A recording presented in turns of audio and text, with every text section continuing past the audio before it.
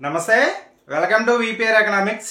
మనం సెరెంజీ sir economy book నుంచి ఆర్థిక వృద్ధి, ఆర్థిక అభివృద్ధి, గ్రోత్ అండ్ డెవలప్మెంట్ టాపిక్ని డిస్కస్ చేస్తూ ఉన్నాం. గత వీడియోలో మనం ఈ ఆర్థిక వృద్ధి గురించి డిస్కస్ చేసుకోవడం అనేది జరిగింది. ఆర్థిక వృద్ధి అంటే ఏమిటి, ఈ ఆర్థిక వృద్ధిని ఎలా లెక్కిస్తాం, అదేవిధంగా వృద్ధి రేటుని ఎలా లెక్కిస్తాం అనేటువంటి అంశాలని గత వీడియోలో డిస్కస్ చేసాం. ఇప్పుడు ఈ వీడియోలో ఆర్థిక అభివృద్ధి, ఎకనామిక్ డెవలప్మెంట్ అంటే ఏమిటనేది మనం ఈ వీడియోలో డిస్కస్ చేద్దాం. మనకి 1960వ దశకం వరకు ఈ ఆర్థిక అభివృద్ధి అనేటటువంటి భావనని మనకి ఆర్థిక వృద్ధికి పర్యాయ పదంగా ఉపయోగించడం అనేది జరిగింది. అంటే 1960వ దశాబ్దంకి వచ్చేటప్పటికి వరకు కూడా ఆర్థిక వృద్ధి, ఆర్థిక అభివృద్ధి ఒకటే అనేటటువంటి భావనతో ఈ ఆర్థికవేత్తలు కావచ్చు, జనాలు కావచ్చు ఆలోచించడం అనేది జరిగింది. 1960 తరువాత ఈ ఆర్థిక వృద్ధికి, ఆర్థిక అభివృద్ధికి సపరేట్ నిర్వచనాలు ఇచ్చి ఒక కొలమానాలు కావచ్చు, లేకపోతే ఇచ్చేటువంటి నిర్వచనాలు కావచ్చు, మనకి వీటిని డిఫరెన్స్ చేయడం అనేది జరిగింది. అలా మనకి 1960కి వచ్చేటప్పటికి ఆర్థిక వృద్ధికి, ఆర్థిక అభివృద్ధికి ఒక సపరేట్ నిర్వచనాలని, ఒక రూపాన్ని ఇవ్వడం అనేది జరిగింది. అలా మనకి 1960కి వచ్చేటప్పటికి ఈ ఆర్థిక అభివృద్ధికి ఒక రూపం తీసుకురావడం అనేది జరిగింది. అయితే మనకి ఈ ఆర్థిక అభివృద్ధి అంటే ఏమిటంటే, ఒక దేశంలో వస్తు సేవల ఉత్పత్తిలో వచ్చేటటువంటి పెరుగుదలతో పాటు వ్యవస్థాపూర్వకమైన మార్పులు, అదేవిధంగా సాంకేతిక మార్పులు లాంటి గుణాత్మక మార్పులనే ఆర్థిక అభివృద్ధి అంటారు. అంటే ఒక దేశంలో వస్తు సేవల ఉత్పత్తిలో వచ్చేటటువంటి పెరుగుదల, ఈ వస్తు సేవల ఉత్పత్తిలో వచ్చేటటువంటి పెరుగుదలను మనం ఏమని చెప్తాం? ఆర్థిక వృద్ధి అంటాం. అంటే ఆ ఆర్థిక అభివృద్ధిలో మనకి ఆర్థిక వృద్ధి అనేది ఉంటుంది. అంటే ఆర్థిక వృద్ధి వలనే మనకి ఆర్థిక అభివృద్ధి జరుగుతుంది, ఆర్థిక అభివృద్ధి వలనే ఆర్థిక వృద్ధి అనేది జరుగుతుంది. మీకు ఆల్రెడీ చెప్పా, కోడి ముందా గుడ్డు ముందా అనేది మనం చెప్పలేము. అలాగే ఉమెన్లో మెన్ ఉంటాడు కానీ మెన్లో ఉమెన్ ఉంటాడని చిన్న ఎగ్జాంపుల్కి మనం చెప్పుకున్నాం. అలా ఈ ఆర్థిక అభివృద్ధిలో ఆర్థిక వృద్ధి అనేది ఒక భాగం మాత్రమే. అలా ఈ ఆర్థిక వృద్ధితో పాటుగా వ్యవస్థాపూర్వకమైన మార్పులు రావాలి.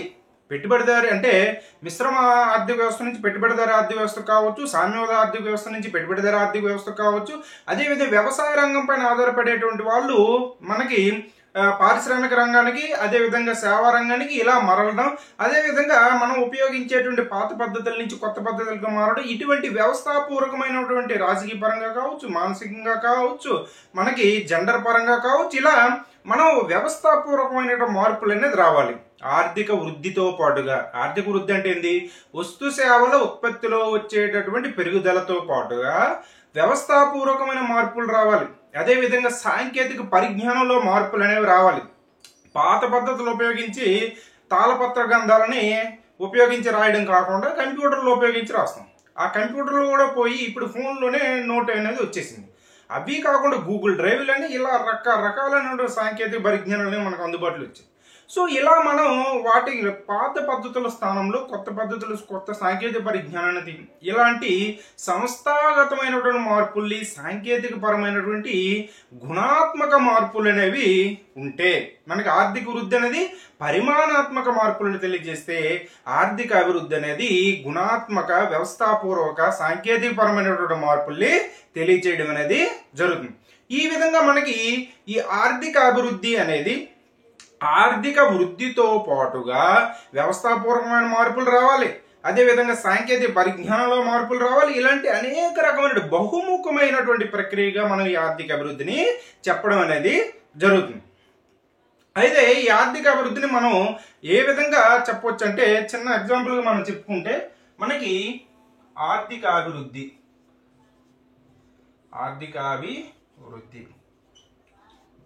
ఈ ఆర్థిక అభివృద్ధిని మనం ఎలా చెప్పవచ్చు అంటే, వృద్ధి ప్లస్ వ్యవస్థాపూర్వక మార్పులు. వృద్ధి ప్లస్ వ్యవస్థాపూర్వక మార్పులు. వృద్ధి ప్లస్ వ్యవస్థాపూర్వక మార్పులు చెప్పారు. పాత పద్ధతుల నుంచి మనం కొత్త పద్ధతులు అనేవి తీసుకురావాలి. రాజకీయంగా పెరగవచ్చు, లేదంటే ప్రభుత్వ పాలనా పరంగా కావచ్చు, లేదా ఆర్థిక పరమైన మార్పులు కావచ్చు. ఇలా ఒక రకమైనటువంటి వ్యవస్థలో ఉన్నట్టు మనం అడ్వాన్స్డ్ వ్యవస్థల్లోకి రావాలి. ఈ విధంగా మనకి వృద్ధితో పాటుగా వ్యవస్థాపూర్వక మార్పులు, అదేవిధంగా వృద్ధి ప్లస్ సంక్షేమం, దీన్ని కూడా మనం ఆర్థిక అభివృద్ధిగా చెప్పవచ్చు. వృద్ధి ప్లస్ సంక్షేమాన్ని కూడా ఆర్థిక అభివృద్ధిగా చెప్పవచ్చు. అదేవిధంగా వృద్ధి ప్లస్ వనరుల పంపిణీ, వనరుల పునఃపంపిణీ. ఈ పునఃపంపిణీ ఎవరి మధ్య జరగాలి? పేదవారి మధ్య సమానంగా జరగాలి. అటువంటి దాన్ని కూడా మనం ఆర్థిక అభివృద్ధిగా చెప్పు. ఆర్థిక అభివృద్ధి అంటే వృద్ధి ప్లస్ వ్యవస్థాపూర్వక మార్పుల్ని కూడా ఆర్థిక అభివృద్ధిగా చెప్పవచ్చు. అదేవిధంగా వృద్ధి ప్లస్ సంక్షేమాన్ని కూడా ఆర్థిక అభివృద్ధిగా చెప్పవచ్చు. వృద్ధి ప్లస్ వనరుల పంపిణీ కూడా మనం ఆర్థిక అభివృద్ధిగా చెప్పవచ్చు. అయితే ఇక్కడ మనకి కొన్ని విషయాలు మనం తెలుసుకోవాలి. వృద్ధి ప్లస్ వ్యవస్థాపూర్వక మార్పులు అనేవి వస్తాయి. అదేవిధంగా వృద్ధి ప్లస్ సంక్షేమం కావాలి. అప్పుడు దేని పాత్ర అనేది ఉండాలి? ప్రభుత్వం పాత్ర అనేది ఉండాలి. ఎందుకోసం? వృద్ధి అనేది మామూలుగా ప్రైవేట్ వ్యక్తుల్లో చేతుల్లో పెట్టిన వస్తువుల ఉత్పత్తి పెంచడమే కాబట్టి వారు కూడా చేసేస్తారు. పెట్టుబడిదారు ఆర్థిక వ్యవస్థ ఇటువంటివన్నీ కూడా చేస్తాయి. దానితో పాటుగా సంక్షేమం కూడా కావాలంటే మనకి ఏది ఉండాలి? ప్రభుత్వ పాత్ర అనేది ఉండాలి. ఆర్థిక అభివృద్ధిలో ప్రభుత్వ పాత్ర అనేది ఖచ్చితంగా ఉండాలి. అదేవిధంగా మనకి వనరుల పునఃపంపిణీ అంటే ఆదాయ అసమానతలు తగ్గాలని, ఈ వనరులు అనేది పునఃపంపిణీ అనేది పేదవారి మధ్య జరగాలి. అలా జరగాలన్నా కూడా ప్రభుత్వం అనేది ఉండాలి. ఎందుకంటే పూర్తిగా ప్రైవేట్ వ్యవస్థ ఉండి చేస్తే అవి ఇంకా ఆదాయ వనరుల పునఃపంపిణీ జరగకుండా కేంద్రీకృతమయ్యి ఆదాయ అసమానతలు కావచ్చు, లేదంటే అసమానతలకు విపరీతంగా పెరిగిపోయేటువంటి అవకాశం అనేది ఉంది. ఇలా మనకి ఈ ఆర్థిక అభివృద్ధిని మనం చెప్పవచ్చు. అయితే మనకి మహబూబల్ హక్ అనేటటువంటి ఆర్థికవేత్త అభిప్రాయంలో ఆర్థిక అభివృద్ధి సమస్యలు అనేవి ఏంటంటే నిరుద్యోగితని తగ్గించడం, అదేవిధంగా పేదరికాన్ని తగ్గించడం, నిరక్షరాస్యతను తగ్గించడం, అదేవిధంగా పోషకత్వ లోపాన్ని తగ్గించడం, అదేవిధంగా మనకి ఈ వ్యాధులని నిర్మూలించడం, ఇటువంటివన్నీ కూడా మనకి ఆర్థిక అభివృద్ధి సమస్యలుగా ఆయన చెప్పడం అనేది జరిగింది. అంటే మనం ఆర్థిక అభివృద్ధిని సాధించాలంటే నిరుద్యోగితని తగ్గించాలి. అంటే నిరుద్యోగితని తగ్గించడం కూడా ఆర్థిక అభివృద్ధిలో ఒక భాగం. పేదరికాన్ని తగ్గించడం కూడా ఆర్థిక అభివృద్ధిలో ఒక భాగం. పోషక విలువలు, పోషకత్వాన్ని పెంచడం కూడా ఆర్థిక అభివృద్ధిలో ఒక భాగం. అదేవిధంగా మనకి వ్యాధులని నయం చేయడం కూడా, అంటే ఆరోగ్యాన్ని మెరుగుపరచడం, విద్య, వైద్యం ఇటువంటివి మెరుగుపరచడం కూడా ఆర్థిక అభివృద్ధిలో ఒక భాగంగా మనకి మెహబూబుల్ హక్ అనేటటువంటి ఆర్థికవేత్త చెప్పడం అనేది జరిగింది. ఈ విధంగా మనం ఆర్థిక అభివృద్ధిని ఒక బహుముఖమైనటువంటి ప్రక్రియగా చెప్పడం అనేది జరుగుతుంది. ఎందుకోసం? ఆర్థిక అభివృద్ధి అంటే వస్తు సేవల ఉత్పత్తిలో వచ్చేటువంటి పెరుగుదలతో పాటుగా నిరుద్యోగితను తగ్గించాలి, ఆదాయ అసమానతలు తగ్గించాలి, అదేవిధంగా పోషకత్వాన్ని పెంచాలి. ఇటువంటివన్నీ కూడా వ్యవస్థాపూర్వకమైన మార్పులు తీసుకురావాలి, సాంకేతికపరమైన మార్పులు తీసుకురావాలి. ఇలాంటివన్నీ కూడా ఉన్నాయి కాబట్టి ఇది ఒక బహుముఖమైనటువంటి ప్రక్రియగా మనం చెప్పడం అనేది జరుగుతుంది. ఈ ఆర్థిక అభివృద్ధిని మనం సాధించాలంటే ప్రభుత్వం యొక్క పాత్ర ఖచ్చితంగా ఉండాలి అనేవి మనం తెలుసుకోవాల్సినటువంటి అంశాలు. అయితే ఈ ఆర్థిక అభివృద్ధికి సంబంధించి కొంతమంది ఆర్థికవేత్తలు కొన్ని నిర్వచనాలు ఇవ్వడం అనేది జరిగింది. ఆ నిర్వచనాలు ఏంటంటే, ఇది బోర్డు మీద ఎందుకు రాశానంటే మామూలుగా అకాడమిక్ ఎగ్జామ్స్ రాసే వాళ్ళకి కూడా మనం ఇప్పుడు చెప్పేది ఉపయోగపడుతుంది. ఈ టాపిక్ అనేది అకాడమిక్ ఇంటర్, డిగ్రీ చేసే అకాడమిక్ ఎగ్జామ్స్ రాసే వాళ్ళకి కూడా మనకి టాపిక్ అనేది ఉంటుంది. సో అందుకోసమని మీకు బోర్డు మీద రాసేయడం అనేది జరిగింది. చూడండి, డడ్లీ సీర్స్ అనేటటువంటి ఆర్థికవేత్త అభిప్రాయంలో ఆర్థిక అభివృద్ధి, ఎకనామిక్ డెవలప్మెంట్ అంటే ఏంటంటే పేదరికం, ఆర్థిక అసమానతలు, నిరుద్యోగం అధిక స్థాయి నుండి తగ్గుటయే ఆర్థిక అభివృద్ధి. పేదరికం ఈయన చెప్పినటువంటి అంశం కూడా ఇదే. ఆర్థిక అభివృద్ధి అంటే మనకి పేదరికం అనేది తగ్గాలి, అధిక స్థాయిలో ఉన్నటువంటి పేదరికం తగ్గాలి. అంటే పేదరికం తగ్గడానికి మనం చర్యలు అనేవి తీసుకోవాలి. అలాగే ఆర్థిక అసమానతలు తగ్గాలి. పేదవాడిగా ఉండిపోవడం, ధనవంతుడిగా అయిపోవడం కాదు. ఆ రకమైనటువంటి ఆర్థిక అసమానతలు కూడా తగ్గాలి. అదేవిధంగా నిరుద్యోగం తగ్గాలి. అంటే ఉద్యోగ కల్పనకి మనం చర్యలు అనేది తీసుకోవాలి. మనకి ఆర్థిక వృద్ధితో పాటుగా, అంటే వస్తు సేవల ఉత్పత్తిలో పెరుగుదలతో పాటుగా మనం ఈ కార్యక్రమాలన్నీ కూడా చేస్తే మనం దాన్ని ఆర్థిక అభివృద్ధి అంటాం. ఆర్థిక అభివృద్ధి అనేది అభివృద్ధి చెందుతున్న దేశాలకు చెందినటువంటి భావనగా మనం చెప్పడం అనేది జరుగుతుంది. ఆర్థిక అభివృద్ధి అనేది అభివృద్ధి చెందుతున్న దేశాలకు చెందినది, ఆర్థిక వృద్ధి అనేది అభివృద్ధి చెందిన దేశాలకు సంబంధించినటువంటి అంశంగా మనం చెప్పడం అనేది జరుగుతుంది. ఎందుకంటే ఆర్థిక అంటే అభివృద్ధి చెందిన దేశాలు ఆల్రెడీ వ్యవస్థాపూర్వక మార్పులు కావచ్చు, లేకపోతే నిరుద్యోగం తగ్గడం కావచ్చు, లేదా పేదరికం తగ్గడం కావచ్చు, అక్షరాస్యత ఎక్కువగా ఉండడం, ఇటువంటి అన్ని కూడా మార్పులను చాలా వరకు జరిగి ఉంటాయి. సో వారికి ఎక్కువ తలసరి ఆదాయం ఎక్కువ ఉంటుంది, జాతీయ ఆదాయం ఎక్కువ ఉంటుంది. కాబట్టి వారు ఎక్కువగా మనకి వీటిపైన వేయించేసుకుని వారు మంచి ఆరోగ్యాన్ని, మంచి జీవన ప్రమాణాలను పొందుతారు.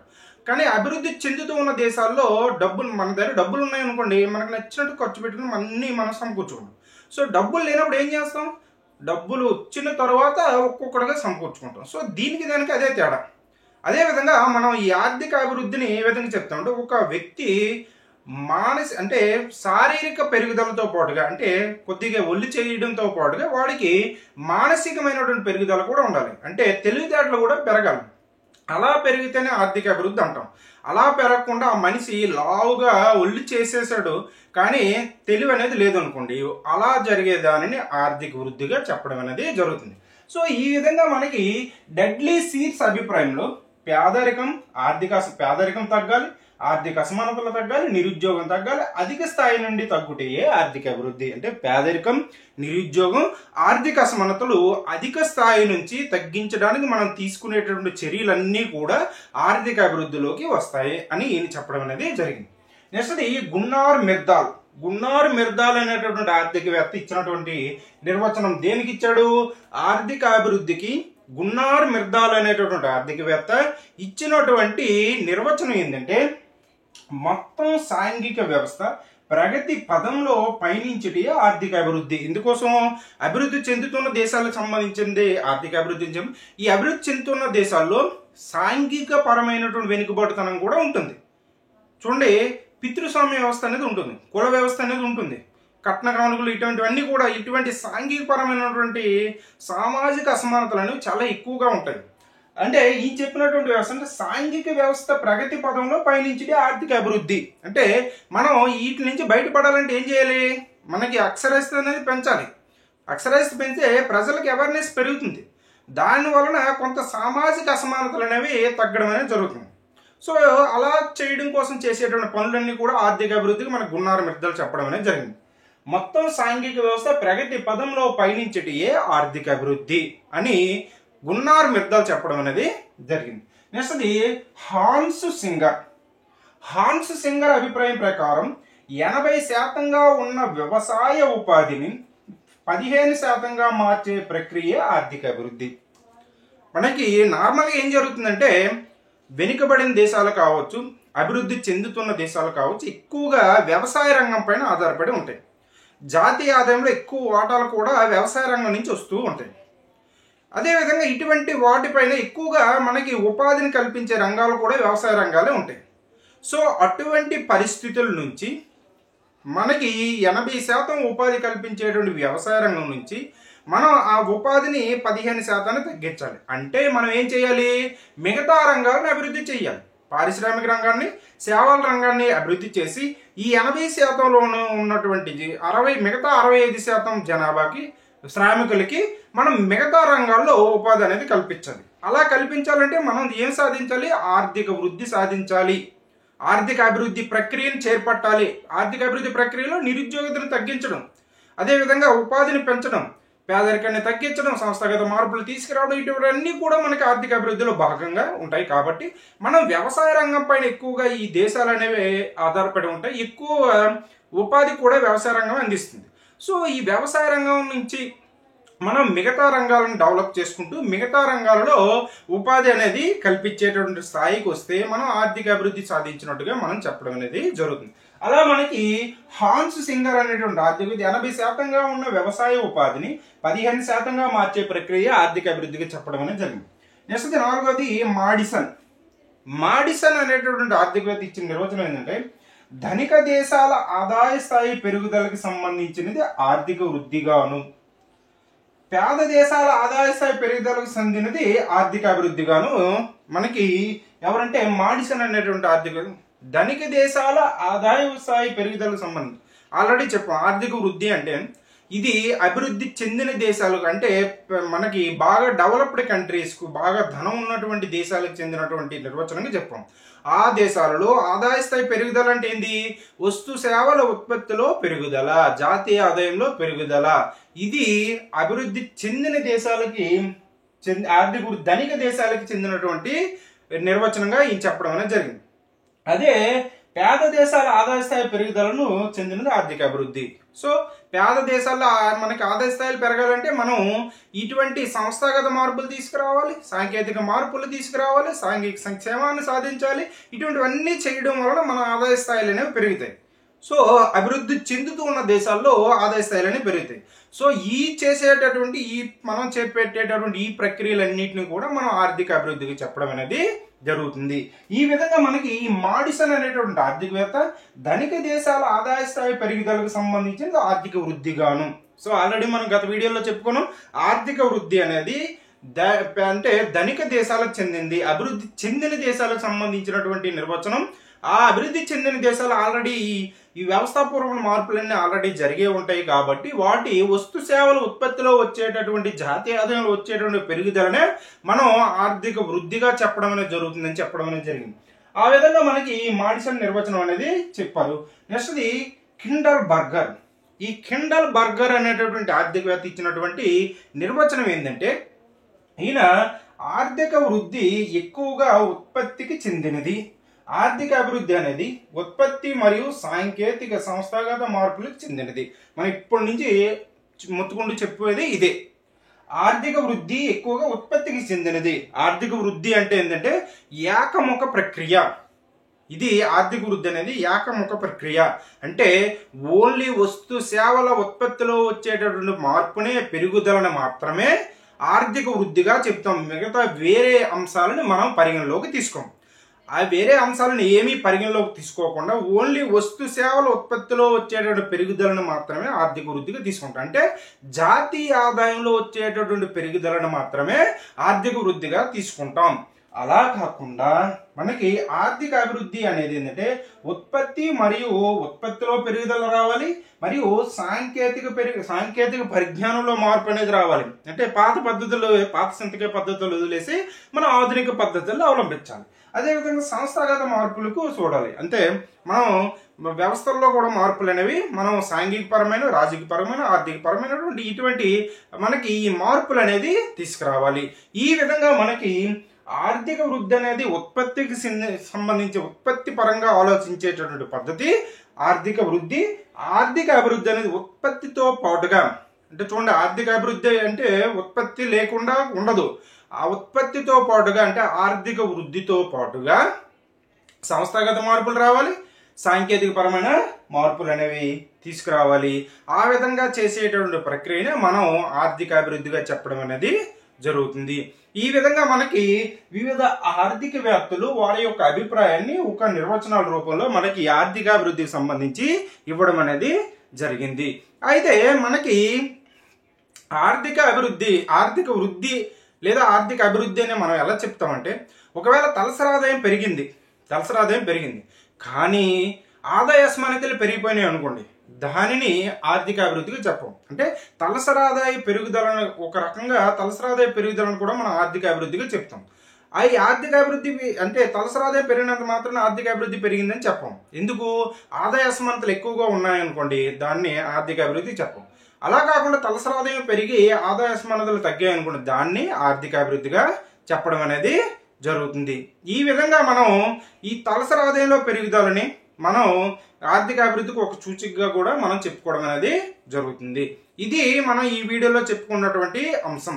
ఆర్థిక అభివృద్ధి అంటే ఏమిటని చెప్పుకోవడం, ఆర్థిక అభివృద్ధికి వివిధ ఆర్థికవేత్తలు ఇచ్చిన నిర్వచనాలు చెప్పుకోవడం, ఆర్థిక అభివృద్ధిని మనం దేశంలో వస్తువుల ఉత్పత్తితో పాటు సంస్థాగతమైన మార్పులు, సాంకేతికపరమైన మార్పులు మొదలగు వాటన్నిటిని కలిపి మనం ఆర్థిక అభివృద్ధిగా చెప్తామని మనం చెప్పుకోవడం అనేది జరిగింది. ఇది మనం ఈ వీడియోలో చెప్పుకున్నటువంటి అంశం. ఈ వీడియో కానీ మీకు నచ్చినట్టయితే లైక్ చేయండి, షేర్ చేయండి, సబ్స్క్రైబ్ చేయండి. Thank you.